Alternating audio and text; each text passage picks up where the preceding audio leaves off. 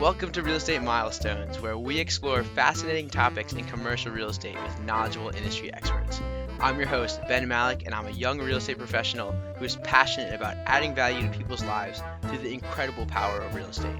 My goal is to help you discover what the heck is going on in the industry and how you can get involved. This is Real Estate Milestones, where your future in real estate lies just around the corner. Hello, everybody. Welcome back to Real Estate Milestones. Today, we have a very special guest. We have Dr. Peter Linneman, who is a leading economist, real estate investor, and Professor Emeritus of Wharton School of Business for 32 years. He publishes the Linneman Letter, which is we'll get a little bit into what would be in that letter every quarter. Is that correct?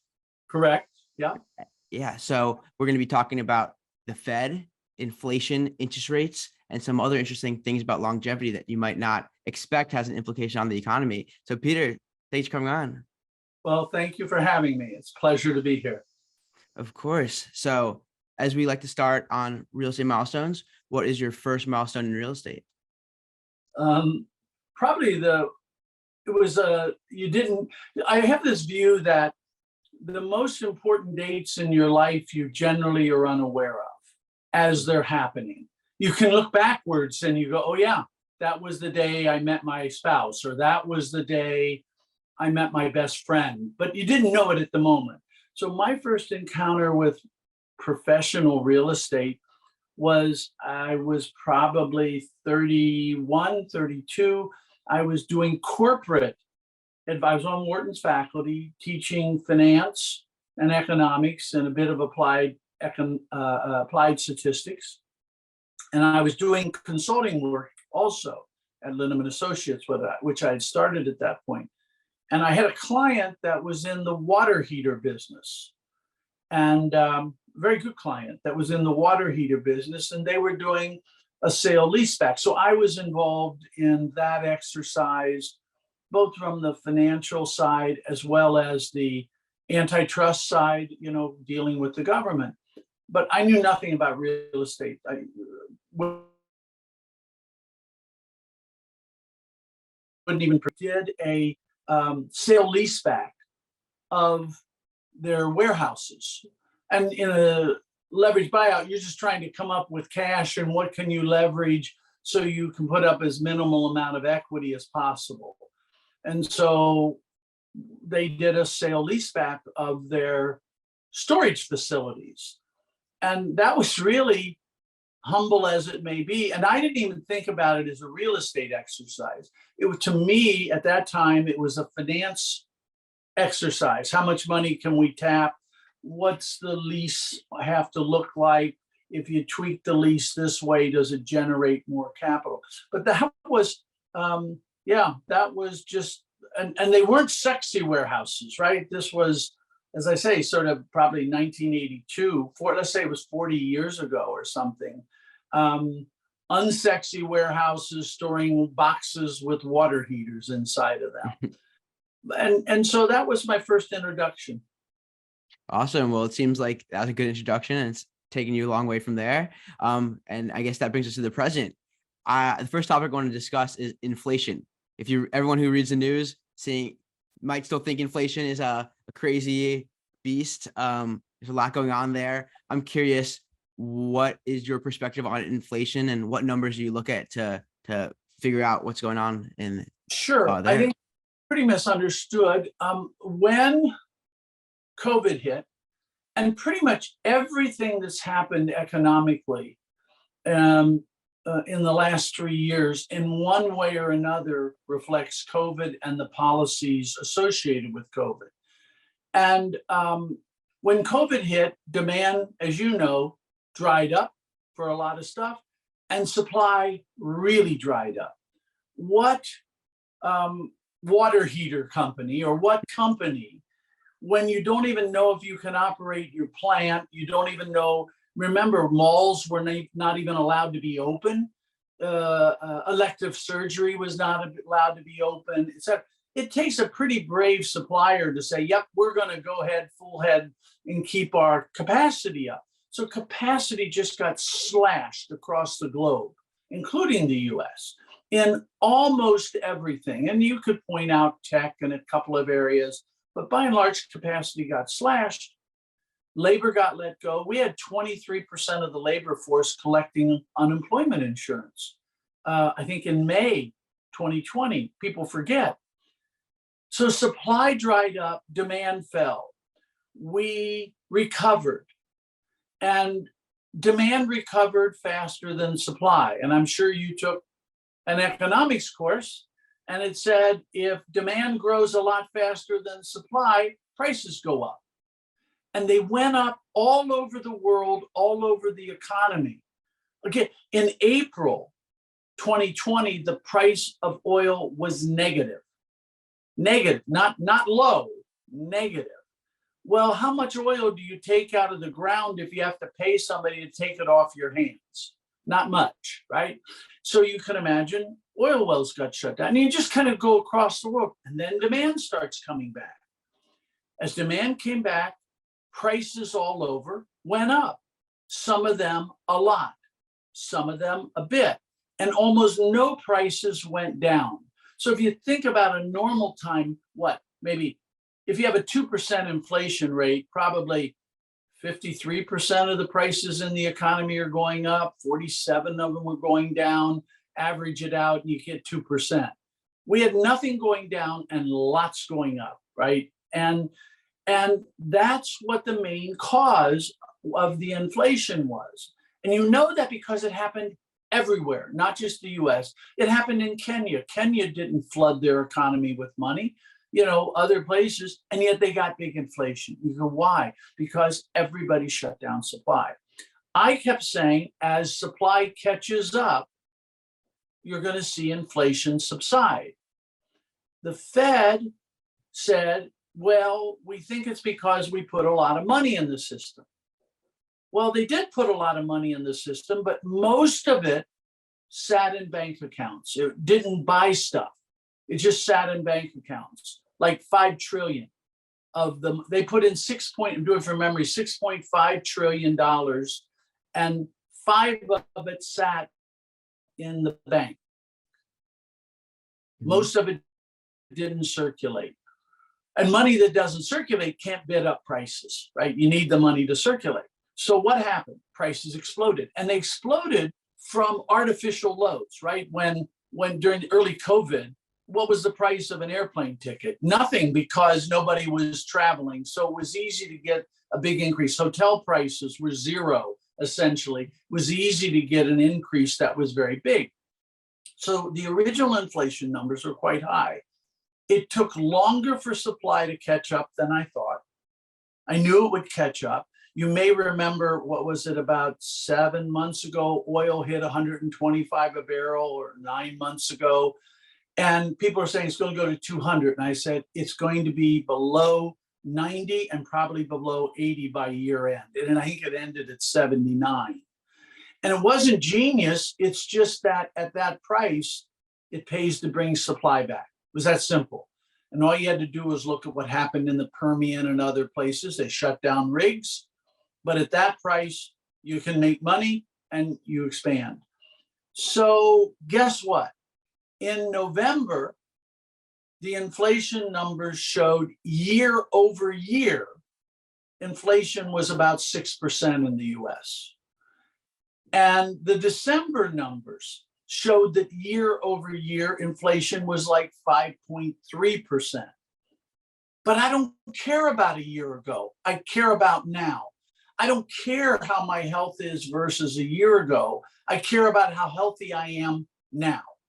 And when you look at the November and December data, and certainly as you look around living in the economy, we've had mild deflation in November, December, and January. Deflation, that is, prices are lower on average today than they were at the end of October, okay? Inflation is dead, which is to say supply has kind of caught up. That inflation is not down because of anything the Fed did. Nothing. And the reason is we know that to the extent monetary policy has an impact, All the research shows it takes 6 to 18 months. Therefore, the inflation or the deflation we're seeing now, and it's not big deflation, it's like 1%, 2% negative. What you're seeing now had to reflect at best monetary policy in July, August. In July, August, you still had interest rates. The Fed's rate was still in the twos. Well, that's not restrictive. That's not a restrictive number. You don't see the high interest rate till November and December after two more 75 basis point increases. That's going to be reflected sometime out there, right? Yet to come. So it's all about supply. But if you live in the economy, and you do, you're not paying more for anything today than you did the 1st of November. You just aren't. And depending on what you buy, you'll find some things are cheaper, like depending on what you did for your holiday shopping, right? Some items were notably cheaper. So yes, some are up. So if we have zero inflation for the last 3 months, 50% are up, 50% are down. Some are down a lot, some are up a lot. They wash one another out, nothing systematic. This means that if the Fed ever wakes up, which is a big ask, if the Fed ever wakes up, they'll have to cut rates. And the reason they have to cut rates is if you're running zero, why do you have rates that are trying to choke the economy? Why are you waging war on the economy? Now, they're going to raise the rates 25 basis points the next time. And people say, why? And the only answer I can give is you were raised at a different time. I went to Catholic schools in the day. I'm 71 years old. And so they just beat the hell out of kids. Some of your listeners may identify with that. And you'd say, well, why did they give the kid 10 paddles and then one more to remember?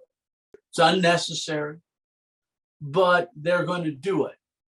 And if you think about, no, shut up. If you think about it, you can get, after they do that, 5% by lending your money to the federal government for a week.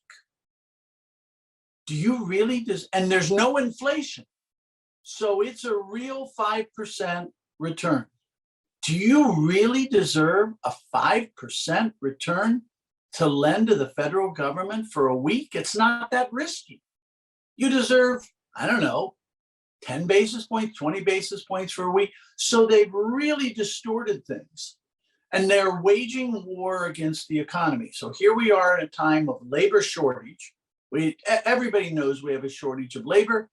And their goal is, let's get rid of, instead of saying, let's find ways to get labor back, their answer is, let's get 2 million more people unemployed.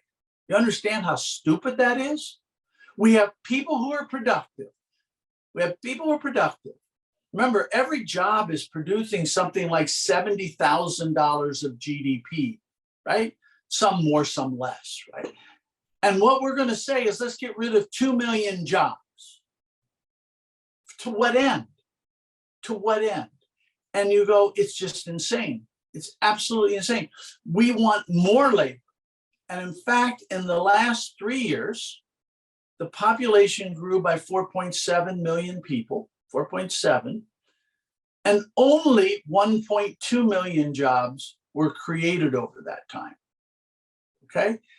Now imagine a country that has 4.7 million people, but only 1.2 million of them are working. You'd say, we got to get more people working in that economy. Every one of them that works adds 70,000, right? You would be trying to consider policies that encourage people to come back to work. Mm-hmm. Yeah, it makes a lot of sense. And I guess you hit on a bunch of things I want to discuss on the show, but I guess this would be a good time I want to hear a little bit more about your thoughts on the Fed and how, I guess, it's starting to seem like the Fed is not the reason why inflation is coming down. They're doing something completely different. I guess, would you put yourself in a camp of Keynesian versus Austrian economics? Would you put yourself in a camp, or would you not necessarily? I would try to put myself in the camp of intelligent observers. I was a Milton Friedman student. Milton was a monetarist. He wasn't, I mean, he was a Chicago school guy. I went to the University of Chicago. I taught there for a couple of years. Milton famously said, he was one of my professors, I knew him well. He famously said, money is always, inflation is always a monetary phenomenon. And he was basically right up to that time, because, and this is what people don't know, and the reason, I was in class and he'd explain why. He said, what are the odds that basically everything in the economy would be in a shortfall of supply, right?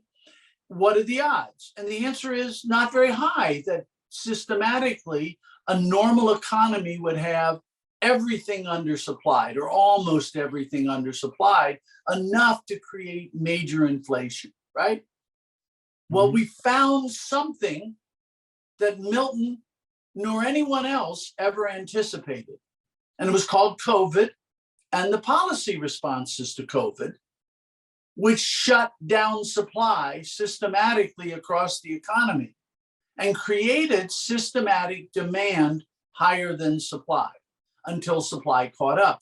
So I agree, if the day COVID began, I would have totally agreed with Milton. And I'd like to believe that Milton, in light of what happened, would say, wait a minute. This is the exception that we've never seen before. It is supply systematically was forced to get shut down. And that's why. And so I find it interesting, by the way, that the people who use Milton's quote about inflation being a monetary phenomena are by and large Keynesians. And the amusing part of that is, since I went to graduate school, and actually before I went to graduate school, Keynesians have spent their life trying to point out all the reasons Milton Friedman has been wrong about everything. And yet suddenly on this, they're believers, rather than looking at the real phenomena going on. Mm-hmm.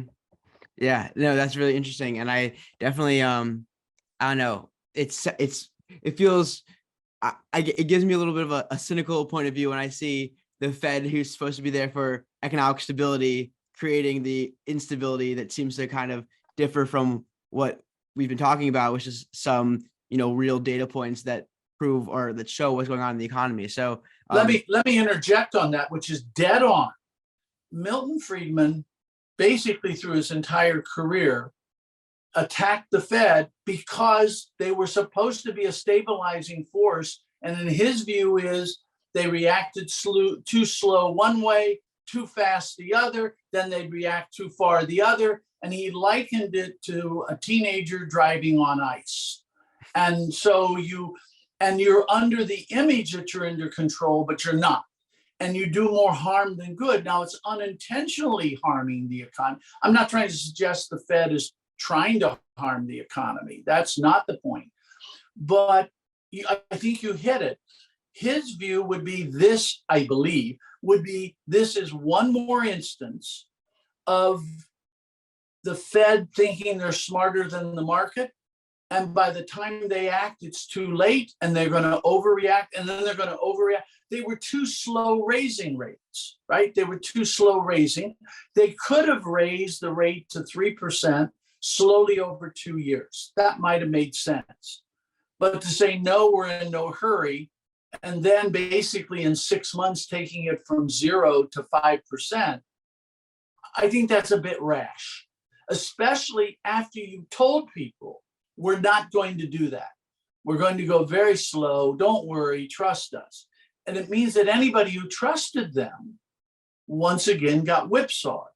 And again, I don't want to make it sound like it's not conspiratorial. It's not like this is evil, right? This is not Darth Vader sitting at the Fed, right? On the other hand, what I think people miss is they're just people. They're just people. And Most of them are university professors or bankers. Okay, so fine, you ran a bank. Does that make you an expert in setting the price of money? You're a university professor who, you took a macroeconomics course, right? And I'm not picking on your professors. Did you feel at the end of that they are omnipotent? Absolutely Right? not. And by the way, that's not to say they're not smart. Well, suddenly, if they get appointed to the Fed, they're omnipotent, but they're not. Mm-hmm. Yeah, I mean, I'm always skeptical when there's too much power consolidated in one location. But I guess something that I've thought about was that, I mean, I guess we've seen that interest rates since from 40 years ago have always gone down to the right over time and gotten lowered. Part of my anticipation of how the Fed might react would be the federal government doesn't want to service their own debt at a high interest rate. So why would they keep it up longer than they have to? Maybe you have something to say about that, but I guess this might be a segue into what do you see going forward, maybe in terms of the Fed's reaction going forward, and then how that's going to infect investments. Let's bring it to the investment side. Well, I think I can bridge those two. I mean, the people who get appointed to the Fed are not politicians, but they are at least politically interested, right?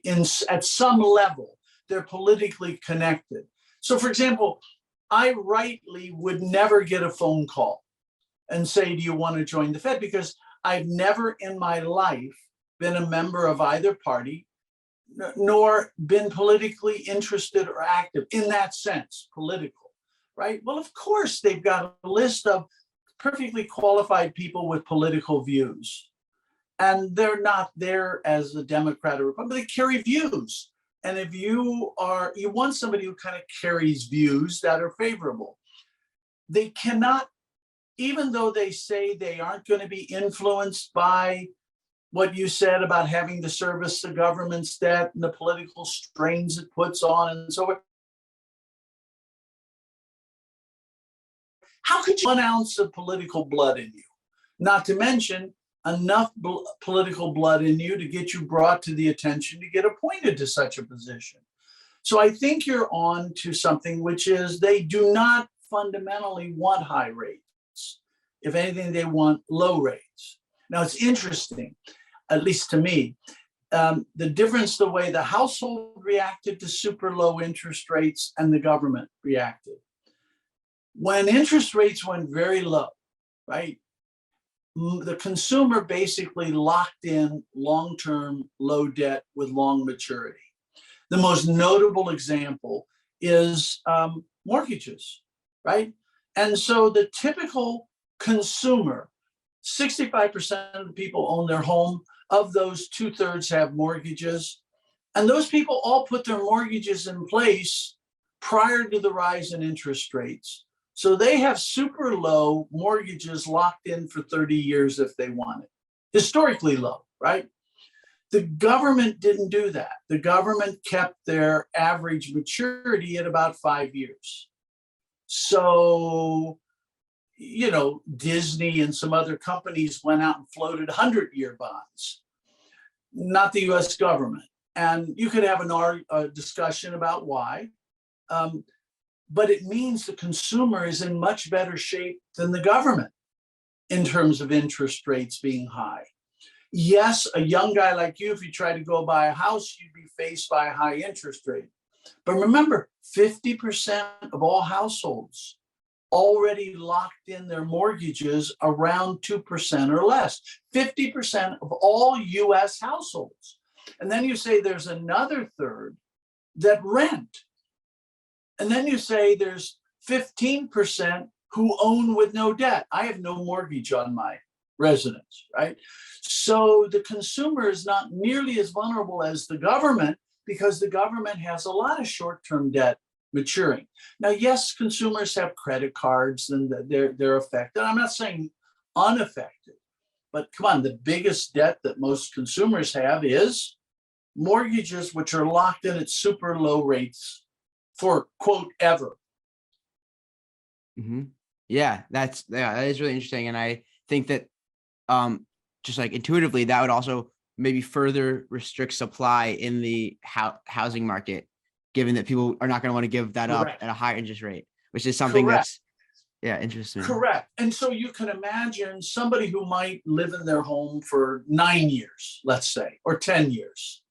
And then they want a bigger home because they had 2 more kids, or they want a smaller home, or they want to, you can imagine them at the margin, not all of them, but you can imagine some at the margin going, let's wait another year or two because at the mortgage rate, we're better off. Let's save a little more for a couple of years. Now, eventually they'll move. They need a bigger home. They're going to move. They need to be in a different school district.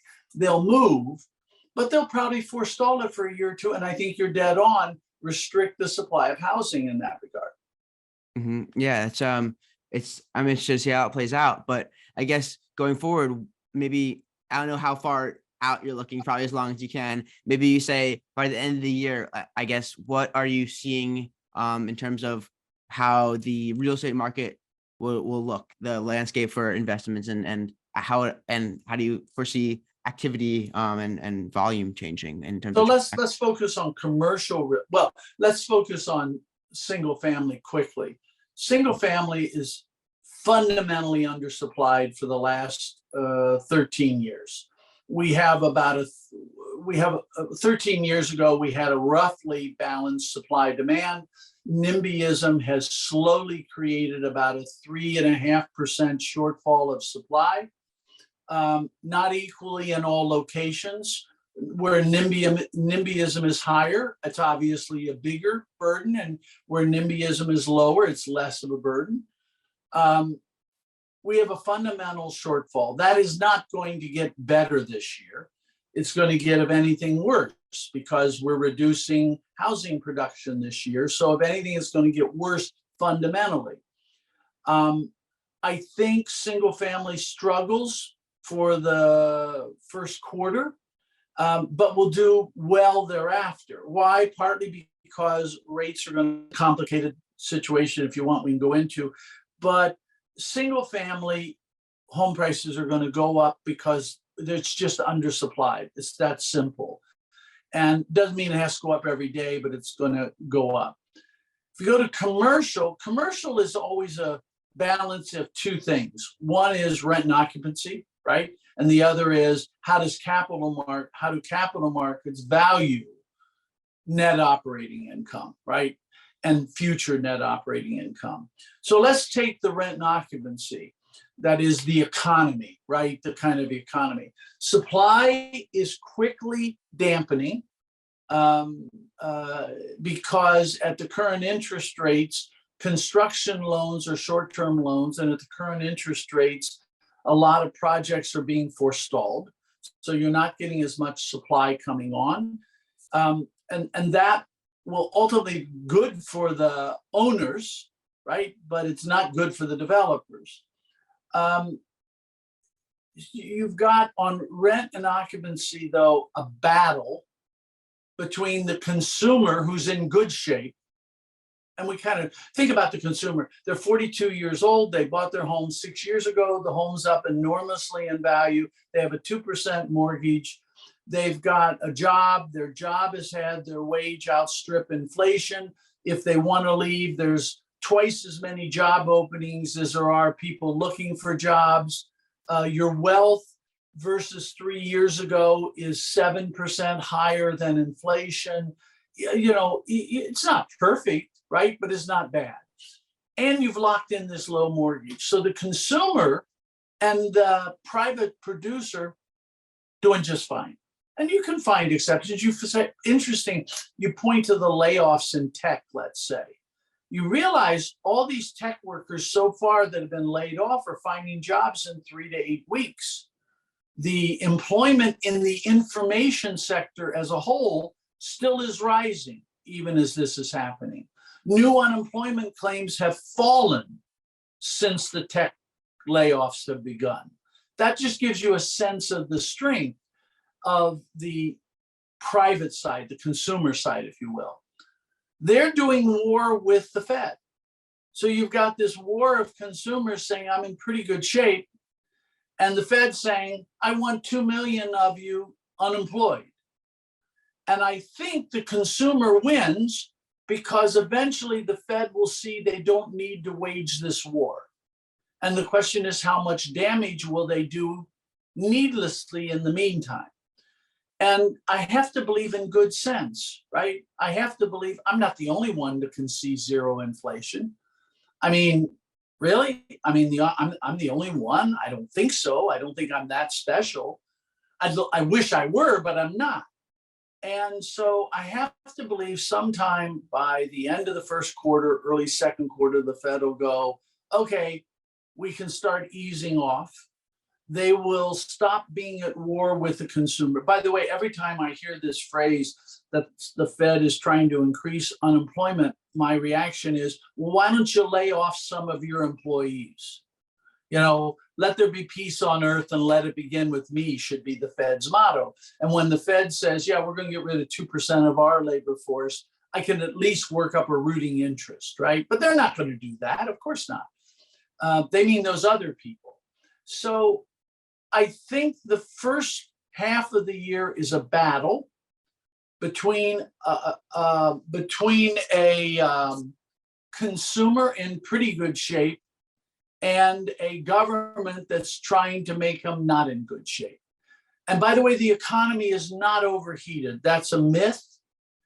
The economy is below trend versus pre-pandemic.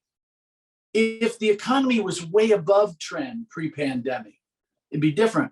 I told you, we only have 1.2 million more people employed with 4.7 million people. That's not overheated. If I told you we had 4 million more employed out of 4.7 million, it doesn't have to be overheated. If I told you GDP was up in real terms 10% versus trend, it's not. It's 3% below trend.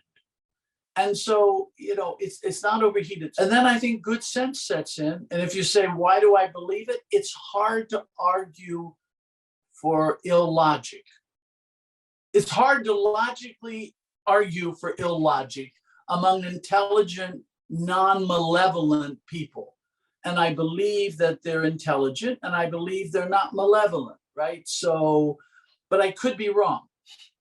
Yeah, I mean, I agree. I'm a philosophy major as well as a finance major, and I've never found a way to illogically argue against logic. So that makes a lot of sense. But I guess real quick, so we have time for the lightning round.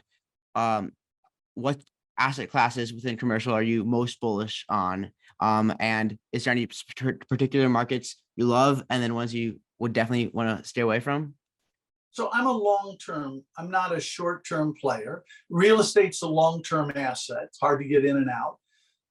I think I like multifamily.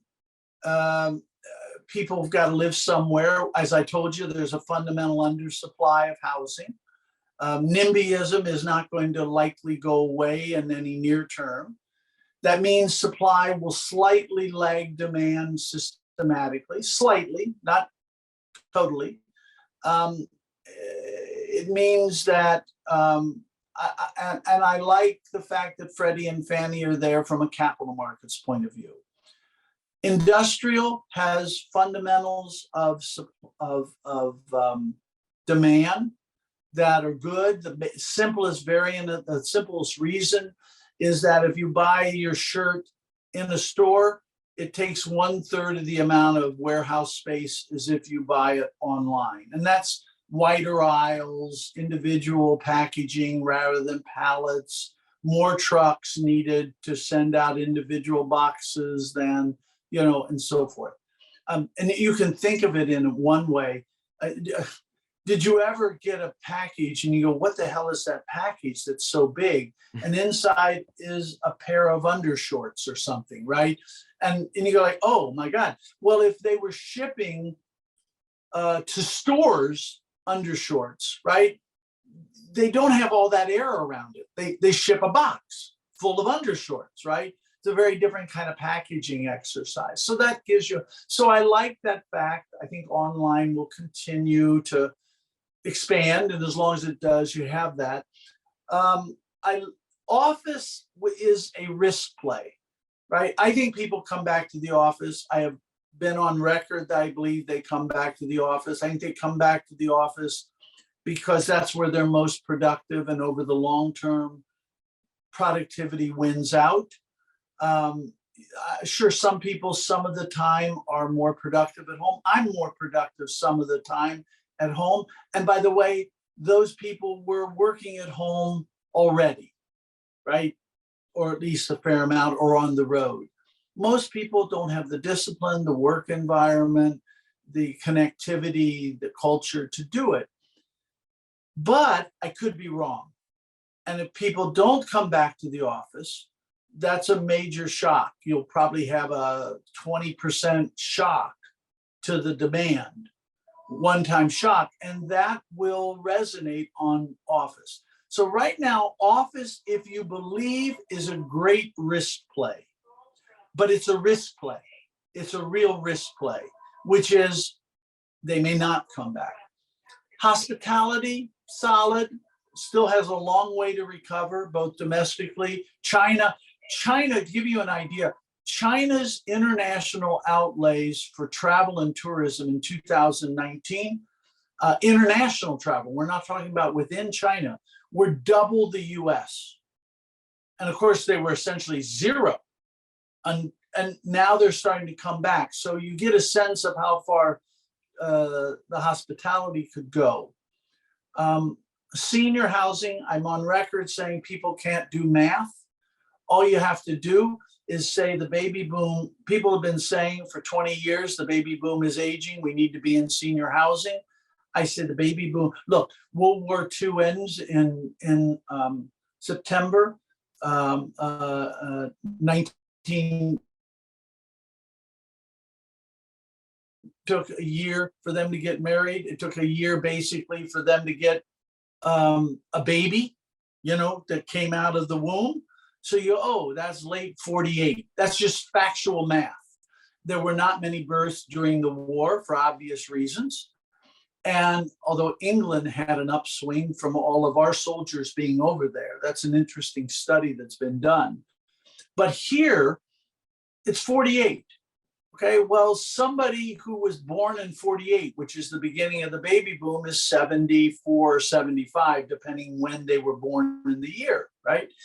And you go, people who are 75 don't generally go into retirement communities. They're too healthy.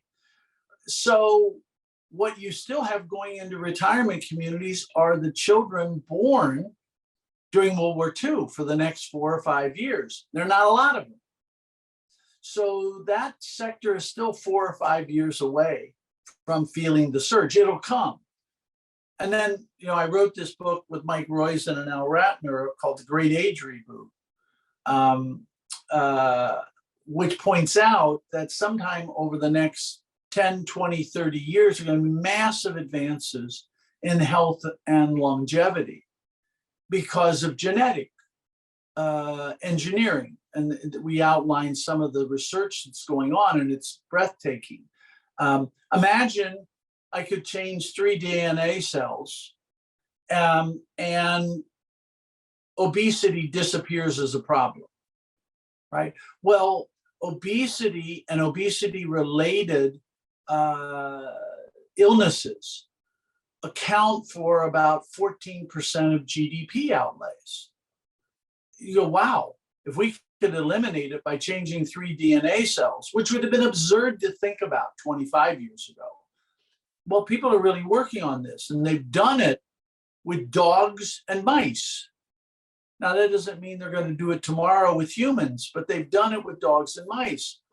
That could dampen the long-term outlook for senior housing, because you could imagine somebody having the vigor and so forth of a 40-year-old when they're 85 or 90. And there are still such people. There are already such people, but there would be more of them. Mm-hmm. Yeah, it's amazing. Before the show started, you predicted I might be living to 140. As long as you don't do stupid things. Don't do drugs. Don't smoke. Don't skydive, right? Don't get hit by a bus. What we call unforced errors, right?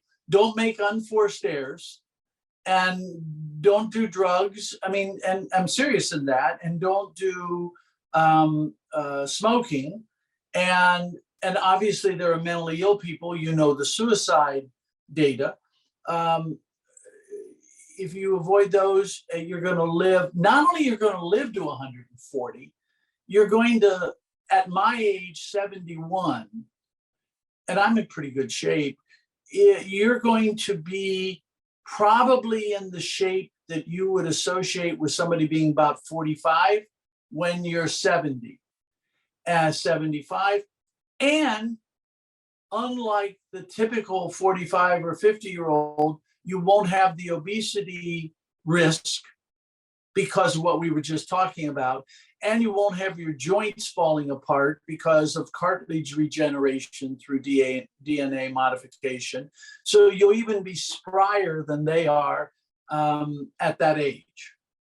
So you're going to work, think about it, if you're going to live to be 140 and you're going to be healthy and spry, your last couple of years are still going to be bad, right? I mean, that can't, it's like the tires of today last about 10 times longer than the tires did when I was your age. One of my first clients was Michelin.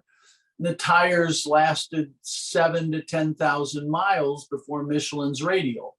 Now you get 100,000 miles, no thought of it from tires because of the technology. They're not running bald the last 90,000 miles, but the last few days are rough, right?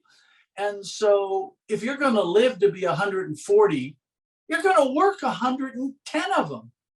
And you say, boy, do I really want to work that long? What else you going to do? Absolutely. For kids to school, okay, so fine. You still get to retire for 20 or 30 years. But you got to save the money for that retirement.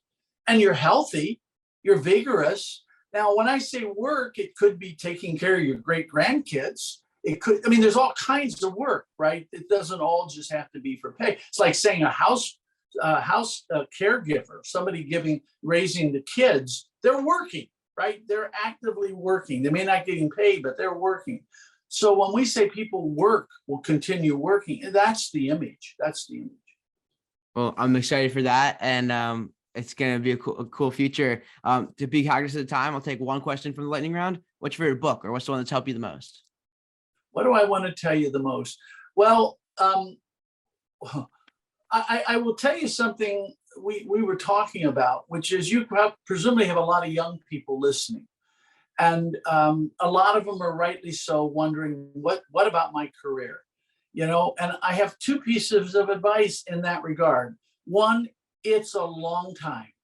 And success generally is an overnight success that takes 10 to 20 years. And so just understand that.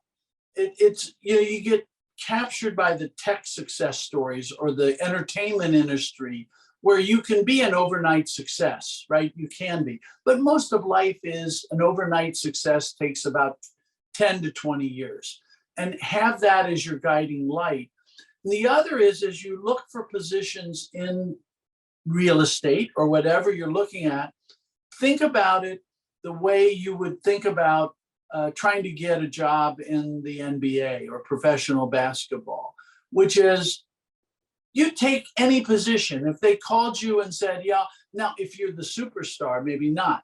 But otherwise, if they called and said, you're going to be our 11th guy, or you're going to be our 15th person down in the development league, and we want you to play shooting forward rather than shooting guard, you're going to say, fine, sign me up. Give me a chance. Let me learn. Let me show what I can do. I believe in myself. And even in the development league on the bench, I believe in myself. I believe I'll show. And by the way, some of the players are going to make it to the pros and they're going to remember me. And when they're looking for somebody, they're going to say, oh, look at me. Or some of the coaches down there are going to become coaches on the next level. And they're going to say, oh, remember that person. Get in the game. Just get a position with any legitimate situation and learn. And you'll prove yourself And I think I mentioned to you, if you're in the D League and 10 years later, you're still in the D League, it's probably not about them. It's about you.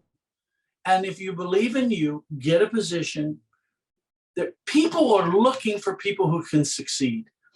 Get in the game, do everything you can, learn everything possible, and don't have big pride and expectations starting out, would be my message. And Well, I thank you appreciate for that. having me. I appreciate that. And I hope everyone takes it to heart. Where can people find you to learn more about what you have to offer? What was that? Where could people find more about what you have to Go offer? to Linneman Associates, Linneman Associates, and you'll see about Linneman Letter. You'll see the book. You'll see a program called REFIA, which is essentially our course on real estate finance and investments, as well as a boot camp for Excel. It's a real good boot camp for Excel. You can see about the charity, our 501c3, Samalimu, which educates children of extraordinary poverty and destitute backgrounds from rural Kenya. And you can see my photo. I mean, that alone is worth the visit to the website. We also have various talks we've recorded over the years there, and so you can access that. Great. Well, I recommend checking that out and listening to any of his interviews with Willie Walker on the webcast, or you find the website as well. So, Dr. Linneman, everyone listening, keep making milestones. Before you go, I just wanted to say thanks again for tuning in to another awesome episode of Real Estate Milestones. If you've been enjoying the show and you'd like to offer your support, please leave a 5-star rating and review on Apple Podcasts. It's the best way to increase the show's visibility and help the message get out to a greater audience. I really appreciate your time and support, and keep making milestones. The information provided on this podcast is intended to be educational and informational only and is not considered to be formal legal advice. The listener should not take or refrain from taking action based on its content. Any listener in need of legal opinion upon which to rely in decision-making should consider formally engaging an attorney to review relevant facts in detail and examine the pertinent law as it applies to those facts.